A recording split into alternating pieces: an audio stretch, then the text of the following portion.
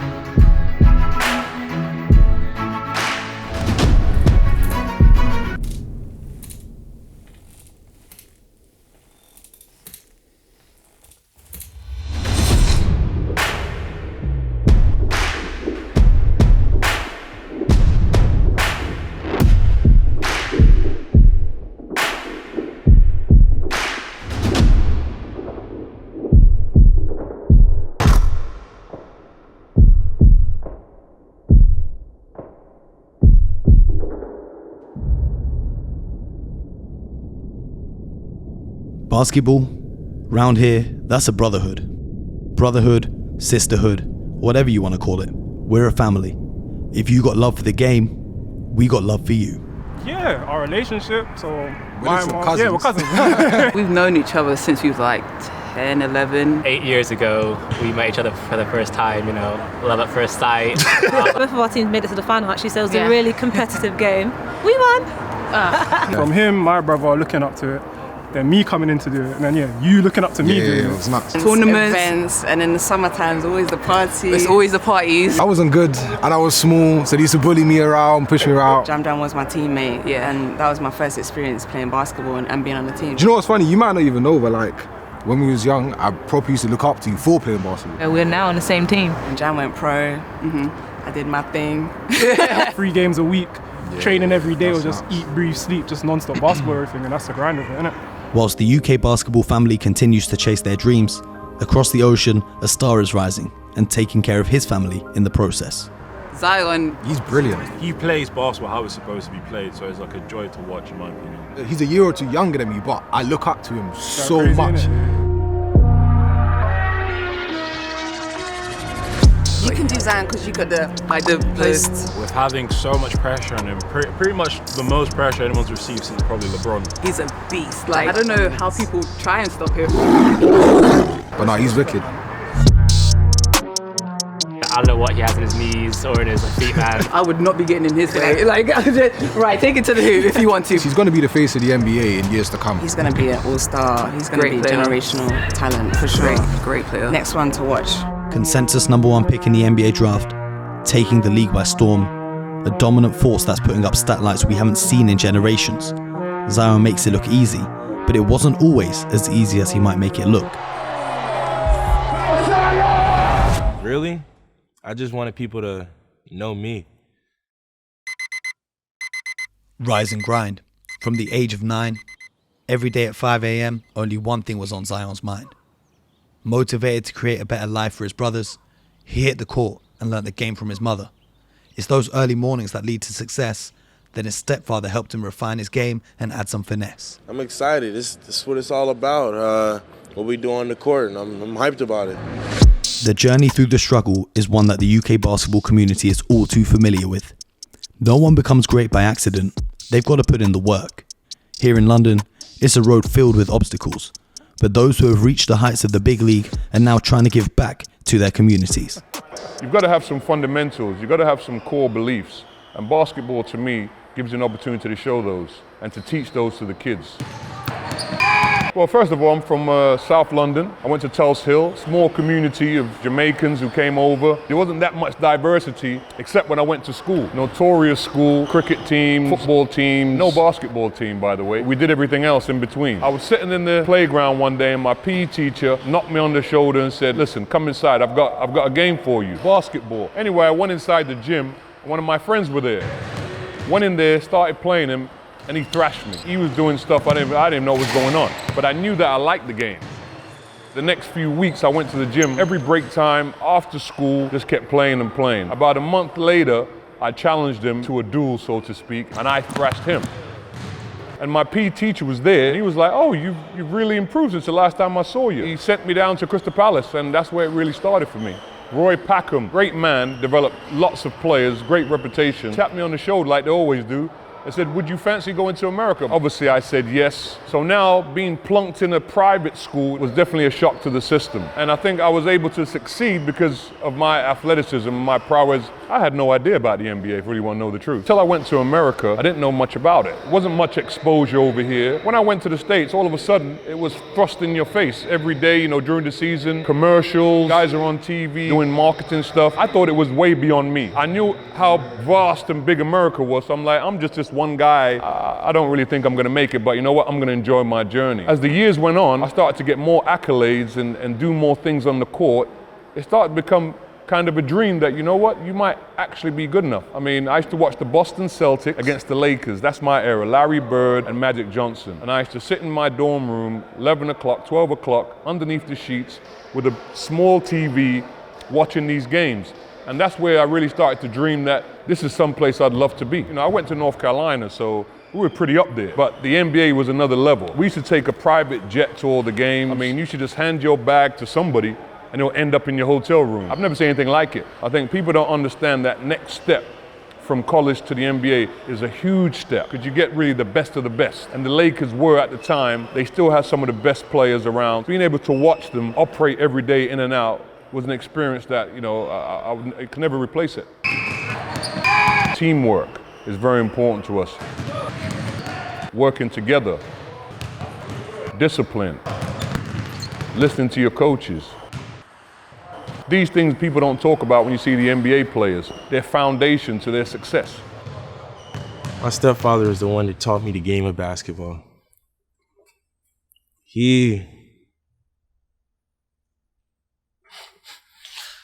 Man, our relationship goes beyond basketball. He taught me how to carry myself as a man. How do I get there? What are some of the pitfalls? What level of intensity do I need to be working? Without knowing that, how can you, plan your trajectory? How can you do that? I was 9. And Coach came to me and said, Z, I had a dream last night. It was 18, 19, and me and you were in the green room with your mom, and the commissioner walked out there and called your name number 1. The New Orleans Pelicans select Zion Williamson from Duke University. I dreamed about this since I was 4, and for it to actually happen, I just thank God for it. We did it, bro. I wouldn't be here without my mom. She put her dreams aside for mine. And sure enough, it happened. I've seen somebody who believed in the process, who put in the work, and who, put those naysayers aside and just continue to do what we ask and continue to believe in the process. And because of that, we're here today.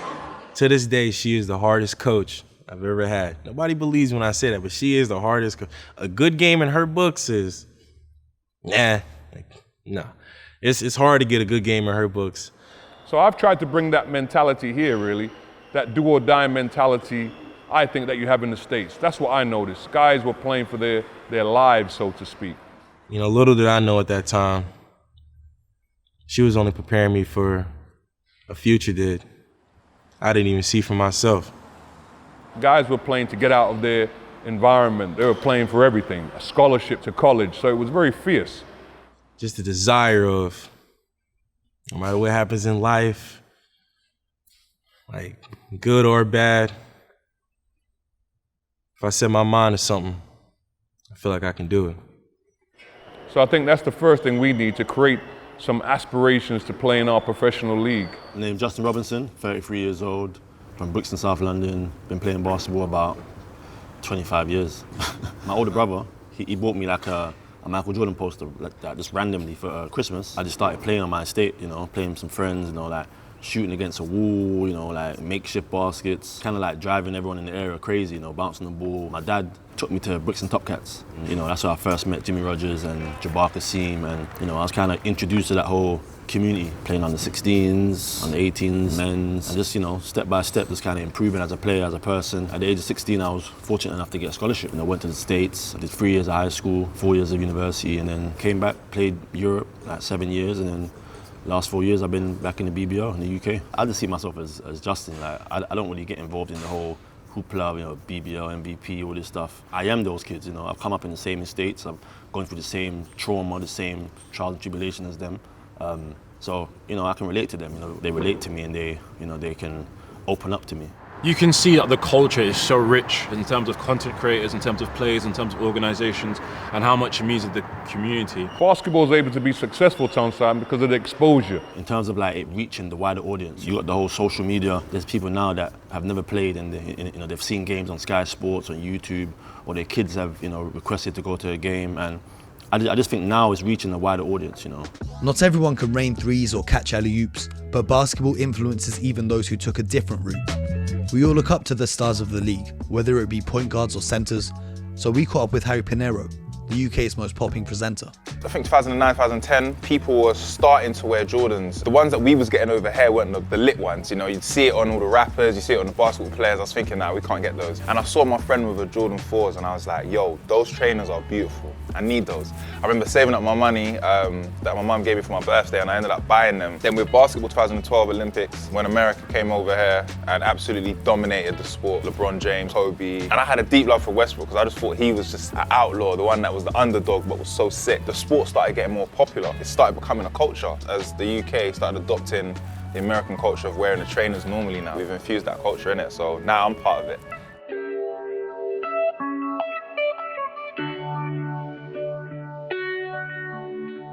Just need the ball so I can be like that while we're talking. Initially, when we flew out to LA, my cameraman was like, if we're going out there, I'm definitely going to go see a Lakers game, bro. You can't come to LA and not see the Lakers. Ah, man, I should go. So I went, okay, let's go. So we went over to the Staples Center. I didn't know that my seats were so low. Like, I was so close. And I was behind the bench of the Pelicans and I could hear them. Seeing Zion, and this is the first time I ever got to see him. When you get to watch a basketball game live, and the atmosphere, it's a whole different thing. I can't compare it to any other sport. Mad, beautiful. When you see LeBron come through and you see the way the Lakers fans are appreciative of him, bro. But you could definitely see, like, you know, Zion's hunger to want to be one of the best, the teacher and the student on the court. But you could definitely see that Zion, I think he scored like 20-something points. To score that against a strong Lakers team, which ended up winning the championship, it was sick, a beautiful moment.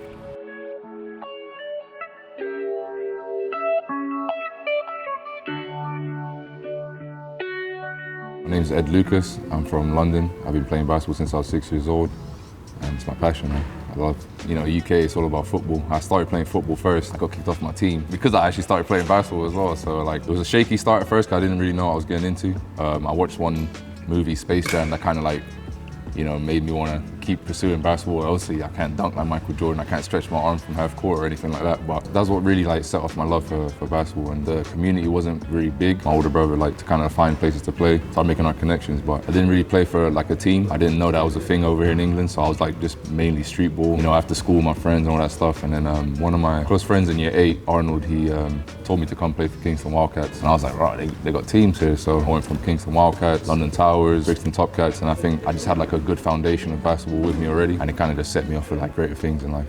Literally from when I first picked up the basketball, man, like I kind of had like a natural kind of feel for it. I was always able to kind of shoot, couldn't dribble to save my life, but I knew if I keep working on it, I'll be able to be an all-round player. You know, like in my culture, it's not really a thing for guys to be like sportsmen. It's all about doctors, lawyers, all that kind of thing, but my closest like relationships have all been basketball. It just built that connection, and like I'm thankful for the guys I've met along the way, not just in London, like overseas. I've got like a big network of people now that I can rely on. So the whole Last Dance thing, I remember, I think it was during the pandemic when it kind of got released, so everyone was at home and you kind of had no option but to watch it. Even like watching like The Last Dance as well, I think like that's opened up a lot of people's eyes to how beautiful the sport is. It's brilliant, and I loved it. Yeah, I'm here for it. Because it adds a whole new world of conversation that was never there before. It was about, you know, the old Chicago Bulls team, Michael Jordan and stuff. A lot of my friends are coming and talking to me like, oh, do you know what? I didn't even know basketball was this technical. Exposure for a lot more people to get into the game of basketball as well and have that way of exploring the sport. You got to know the history of the game to know where you're going. You got to know your history. So these old timers like myself, we can tell you when we had to travel in the back of buses with chickens playing for England. You actually resonate with it a lot more than you thought. So these stories are good to have to know where you're going and where we're trying to reach. I feel like in comparison to a lot of sports, yeah, basketball is a freedom. You see the way the players play, the style, the trash talk, it's lit. I think the sport has a personality that is like no other sport. I think a lot of people, not even being connected to the sport, actually have some sort of affiliation with basketball, whether it's through their style, their shoes, what they wear. It's the culture, man. The sneakers, the fashion. People are starting to see that basketball is cool. A lot of people play basketball because it's fashionable. The athletes, they wear the fancy clothes and new trainers, and that attracts the kids. I think it's huge. Yeah. It's undeniably huge, especially when a couple of years ago and them changing the laws with the colorways that you could wear. For the first time in league history. And guys could wear whatever they want. Guys could tell different stories. That opened up the floodgates for DT, and a lot more players wear something different or try experiment with customs or being able to wear any different colorways and stuff like that. The NBA is really allowing the guys to be the most expressive out of any league we've seen and giving their guys the freedom to wear whatever they want. You know, as a kid, you kind of just say it just to put it in the atmosphere that, yeah, I want my own shoe when I get older. So my name is Jared Mann. My name's Kelsey Amy. My name is Peter Katrillis. I'm the product director for Jordan Sport. Senior color designer with Jordan Brand. Senior design director for Jordan Men's Apparel. What we always try to do is come in with a really open mind and listen first. Bring colorways to life, bring stories to life on footwear. No, I don't even think it's hit me yet still. It was an 18-month process, which a lot of people also don't realize, like how long it truly takes to bring a shoe to life. You know, I was in a lot of Zoom calls. You know, a 19-year-old kid who doesn't want to be stuck on a Zoom call all day, right? During those Zoom calls, I would just kind of sit there and kind of like get lost in thought, and I would just be thinking, man, I'm in a Zoom call right now about getting my own sneaker. That's crazy. So one of the projects we gave to him was create a little mood board. Like, you know, we've all done in high school where we got to kind of come up with a project. And what are some of your favorite shoes? What are some of the things that you like about those shoes? When you wake up in the morning, how do you get dressed? You start with your outfit. You start with your shoes. What do you like to match and mismatch? Noah and Zion and his mom went and they worked on this mood board. He wanted them to have an opinion. And I think that was really unique to him. Insights from him, from how he plays the game of basketball. He had played in the PG1s, Kyrie 3s, Kyrie 4s. He may not inherently tell us, but we knew what those shoes represented. We quickly realized, like, he's such a humble guy. He's so down to earth. He's all about his family. He's all about his friends, all about that hard work that he put in. We really wanted to do that some justice, really just highlighting who he is as a person. And so this colorway is really an embodiment of that idea. And as you see the pink in it, which represents the lotus flower. It's actually planted in the mud and it has to go through all kinds of obstructions in order to get to the surface of the water. It blossoms, it blooms. We thought that the lotus was actually an amazing representation just kind of his story, not only as a human being, but as an athlete as well. Ball is life. I know you've heard the saying. Basketball has an influence even when we're not playing. It's all we ever think about. It's always on our mind. And it even filters into what we do while our bodies recover from the grind. So for those who don't know, Zion is a huge anime fan. I really got into anime when I was younger. And then I started watching the anime and started seeing that there was a deeper meaning to it and that like what they're visually showing us human beings wouldn't be able to do that. So it has to be in animation form. No matter which anime it was, the main character or even the side characters, no matter what they were going through in life, no matter the adversity they faced. Storylines about life, about the struggles, about actually fighting for things, having a reason to live for. Their mindset was always, we can battle through it and we're gonna make the most of this and we still gonna achieve our dream.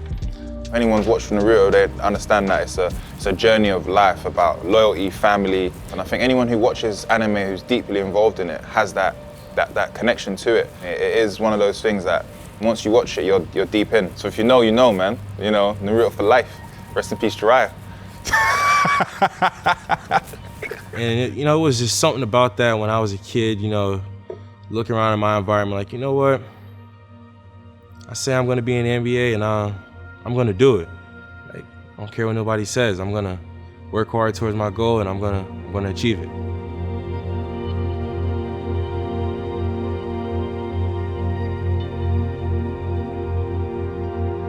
First time I put my signature shoe on was in the locker room, Pelicans practice facility.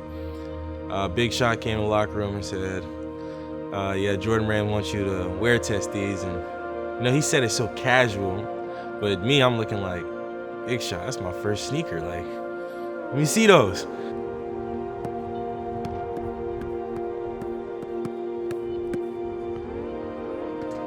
I think it took me about 10 to 15 minutes before I actually kind of put them on. I just kind of sat in front of my locker, just kind of procrastinating just because I wanted to look at them like, man, like, I'm really about to put these on. So when I did, it was surreal.